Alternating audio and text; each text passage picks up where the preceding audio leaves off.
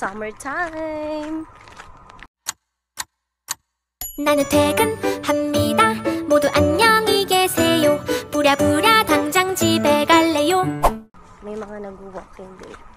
Mga grandmamas. Nag-stop kami dito sa Hot Topic kasi parang ang gaganda and ang trendy ng mga pieces nila. Like, ako lang ba? Then, we're back to our final and real agenda, which is maghanap ng tailor dito kasi ipapatay ko nga yung aking winter jacket. Nakita natin tong Pandora and grabe no, wishlist pa lang natin to, hindi pa natin alam when. We finally arrived at our destination. Have my winter jacket prepared. So, hindi daw nila ma-stitch using the machine, but they can hand stitch it. It's here. Thank you. Thank you.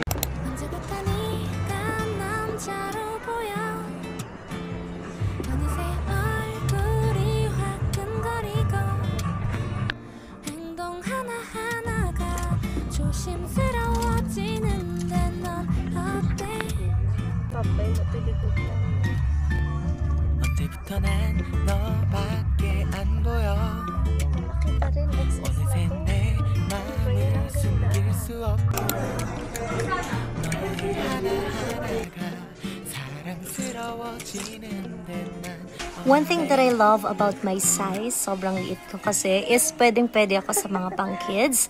And dahil doon, nakakapag-save din ako pag may gusto akong bilhin kasi mas mura pag nasa kids section ka.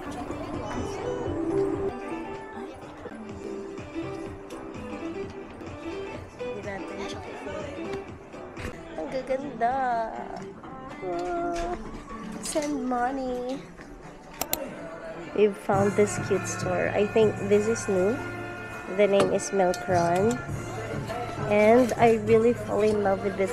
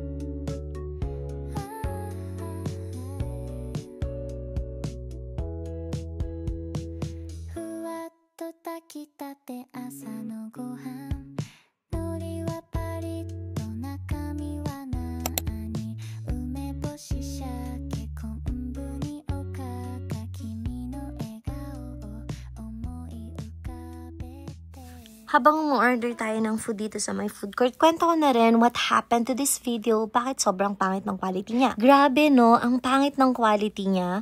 Hindi ako natuwa, naiiyak ako nung nakita ko siya nung nasa CapCut na. Kasi hindi ko pala siya na-export ng maayos.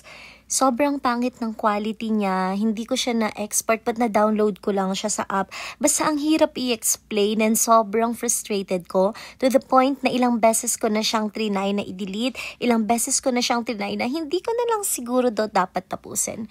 Pero still, I'm keeping this here for memories na lang siguro kasi hindi talaga ako natutuwa. But I am happy that I showed up. I got my jacket. Hanapin na naman natin yung analog coffee.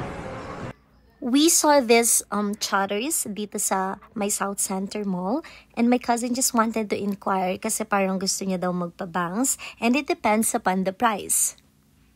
We found out that the price is right, kaya naman magbabayad na po siya and tara na sa loob.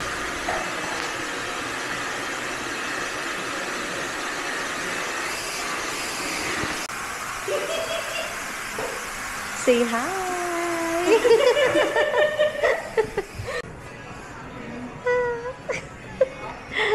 5 years younger. No, I just had to blade out the... I have one matcha latte, please. These 16 ounce. Yeah. And We recommend like vanilla or just cane sugar. vanilla. Vanilla.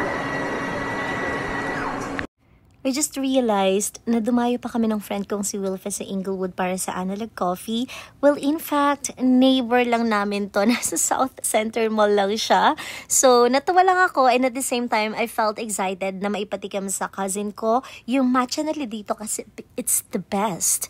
And gustong-gusto niya ng matcha and she's very happy and satisfied.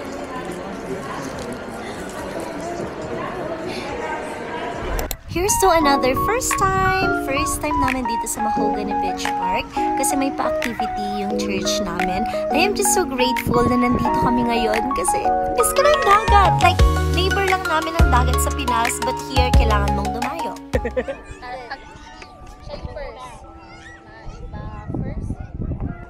Gumaya sa first. Hindi. After. Go!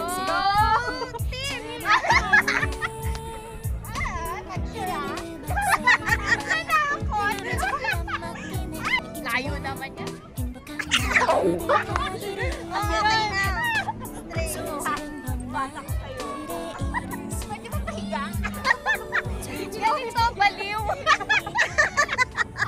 Sabi nila noon, mahihirapan kang maghanap ng friends here in Canada. Which I think is very true. At first, sabi ko siguro hindi naman. Pero as time goes by, makikilala mo yung mga taong mamimit mo. And doon magiging selective ka din. Kasi hindi lahat magiging kaibigan mo. Some of them will be in a certain season, pero hindi mo na sila kasama as you go forward. And that's the sad reality of life. I think hindi lang naman yun dito sa Canada. Kahit nasa ang lupalop ka ng mundo. It's just that mas mafe-feel mo lang siya dito kasi dito wala ka naman kasing malaking pamilya, wala kang malaking group of friends. But I want you to know that it's okay.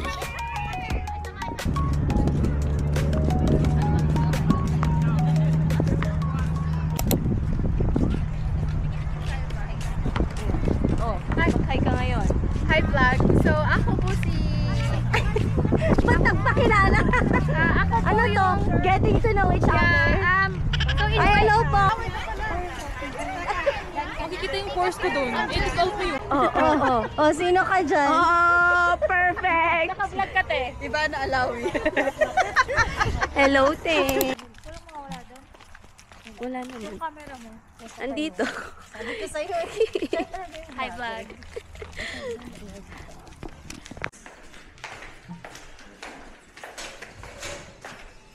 Doon yung work ko kasi doon kami Ay, sorry. Wait lang. Hindi pa ng platform. Platform? Sunog na! Ayan ang maganda. Party in the USA. Di ba Wala bilis? ka. Ayan. Ay! Pag lang. Ay, alam mo yan. A&W? Tama! Ay! Maybe this time. Ano yun, 5?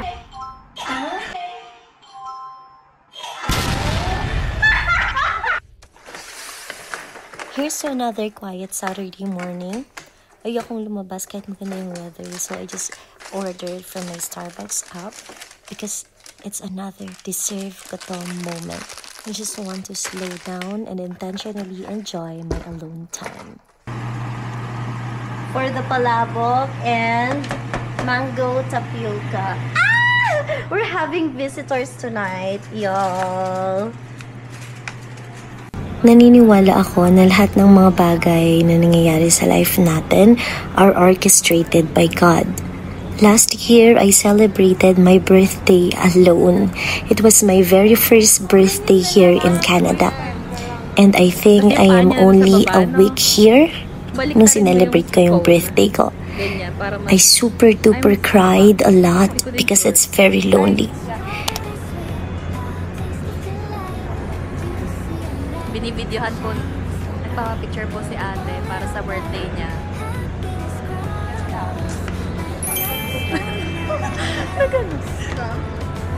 Ilang beses mo sinabi yung ano? Alin?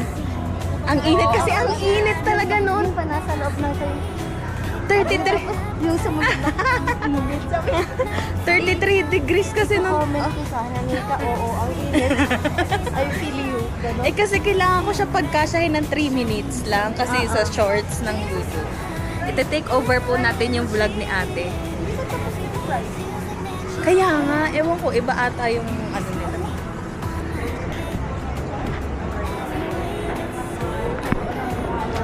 Something fresh, oh what a treat.